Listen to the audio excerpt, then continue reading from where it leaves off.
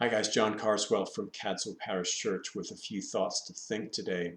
I was out briefly yesterday to run an approved outing. I had to pick up a script from the pharmacy and got to see a bit of this brave new world that we have created. Very, very strange. Needless to say, very little traffic on the road, very few people out, which is not surprising, but what really struck me was how the difference in our human interactions.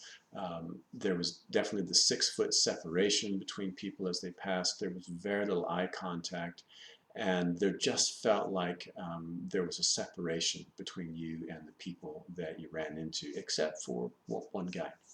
As I came out of the shop, I just happened to run into this elderly guy, and he just wanted to chat.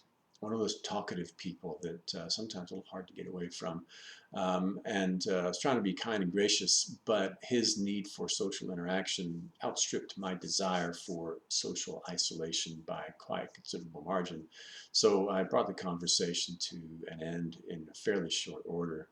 But as I was going home, I got to thinking about him, and I thought, I'll bet he was just lonely. Now, I don't know anything about him. Maybe he lived at home alone, or maybe he just was one of those people who was yearning for that connection with other people. Now, as we go deeper into this social isolation, this stay-at-home order, we're all going to be dealing with that more and more. Now, maybe you have family at home. Maybe there's kids that are in the house. You don't feel like you're alone in this thing. Maybe you are by yourself at home. But whatever the case, we're going to start missing the social connections that made up our life. Maybe you belong to a bowling club or a music group, or maybe you just like seeing your pals down in the pub or going to church on a Sunday morning. It's those sorts of things that hold us together as a community. And as we go farther into this stay-at-home order, we're all going to be dealing with loneliness in one degree or another. Now, the good news is that God is well familiar with loneliness. And in the scriptures, we find people who are really struggling with that very same thing.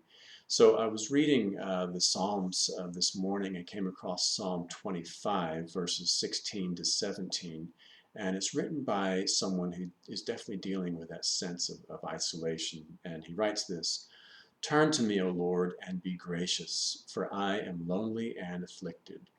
Relieve the troubles of my heart and bring me out of my distress."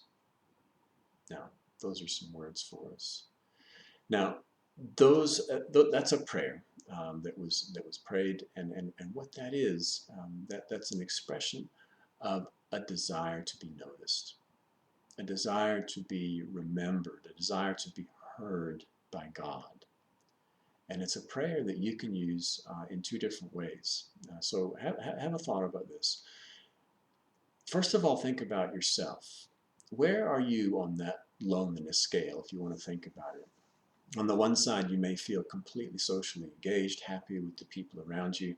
On the other side, you may feel as if you're slipping into that sort of gray area that begins to be a lonely place. If that's the case, then use that prayer for yourself.